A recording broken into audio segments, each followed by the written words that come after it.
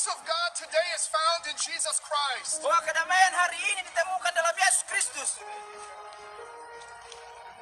Our God is a just God. Tuhan kita ada Allah yang adil. He is a faithful God. Dia ada Allah yang setia.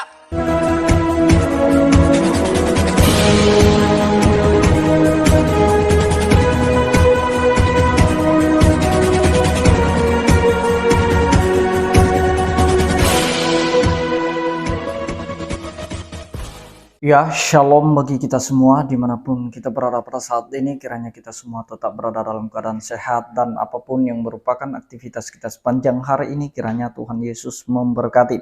Dan kembali berjumpa lagi di channel kita ini, yaitu Zemayan Yasin. Terima kasih buat teman-teman semua dan juga para sahabat yang sudah mendukung perkembangan channel ini dengan setia, dan kiranya kita tetap menggunakannya untuk menjadi berkat bagi semua orang.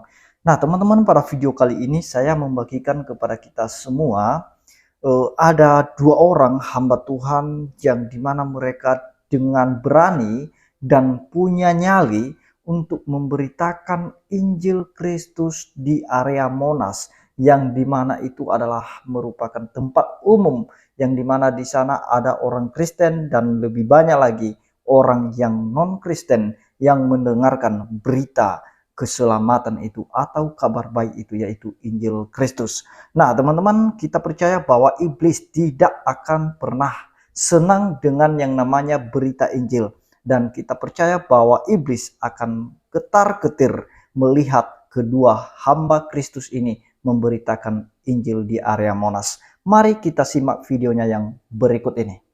Tuhan memberkati engkau Indonesia. Open ye the gates so that the righteous nations which trust in the Lord may enter in. Bukalah gerbang-gerbang supaya bangsa yang benar bisa masuk. He is a rewarder of those who diligently seek him. Inilah hadiah untuk orang-orang yang mencari Dia.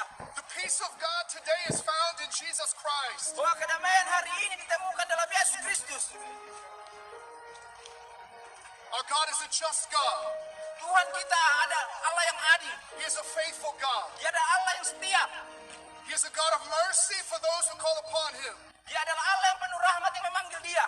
And he brings low the high and lofty, Dan Dia membawa hukuman yang paling besar. people and cities, Orang-orang dan kota. and all who call upon him, he gives grace. Dan semua orang yang memanggil namanya akan diberikan anugerah.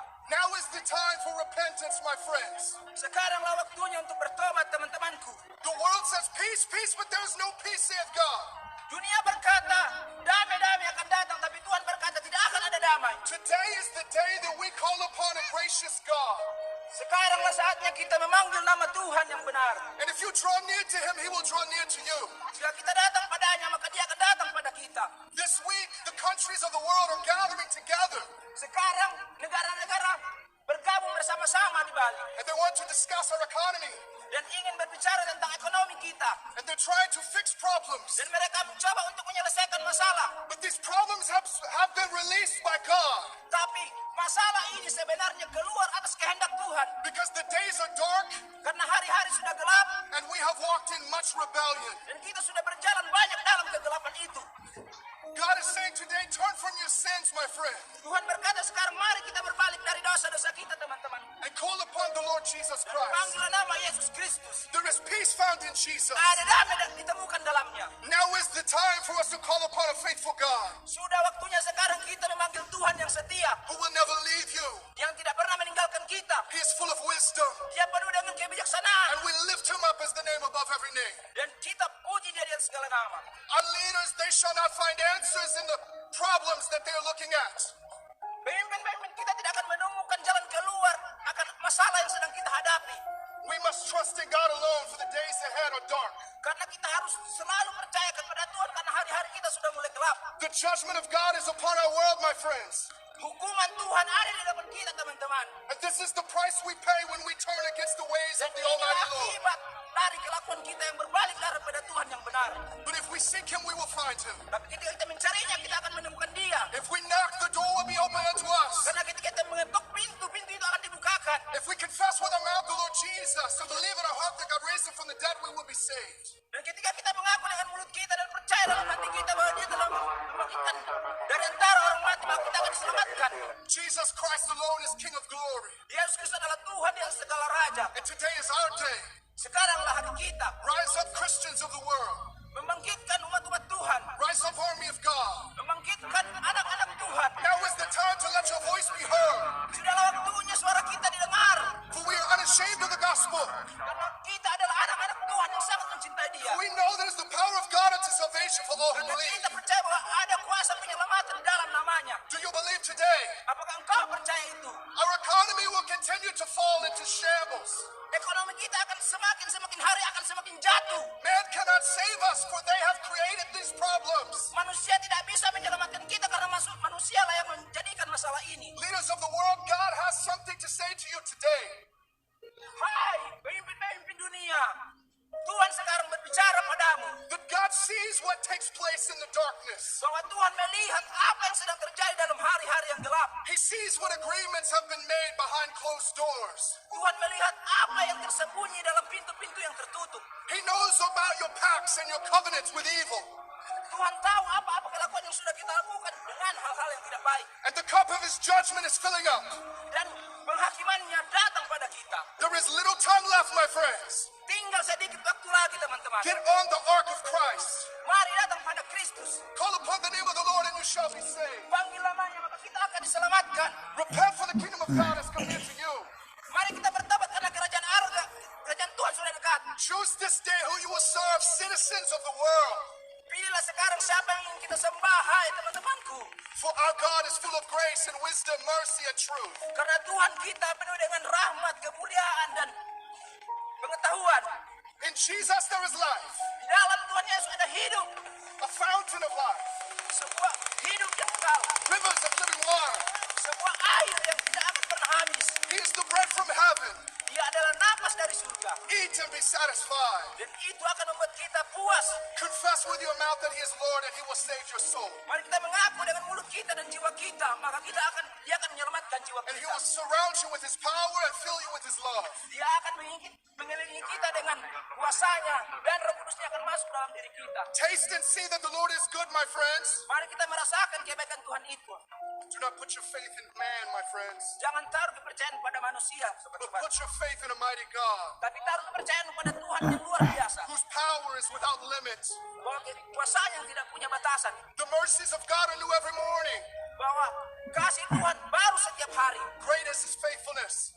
Dia sangat setia. Trust in the Lord, Percayalah pada Tuhan. for in the Lord Jehovah is everlasting strength, Karena pada Tuhanlah kekuatan yang kekal. and in his name is glory and power. Dan di dalam namanya ada kuasa dan kebenaran. The name above every name. Di atas segala nama. That at his name one day every knee will bow and every tongue confess Bahwa that he di is atas Lord. namanya semua orang akan bertekuk lutut dan mengaku bahwa dia itu adalah Tuhan.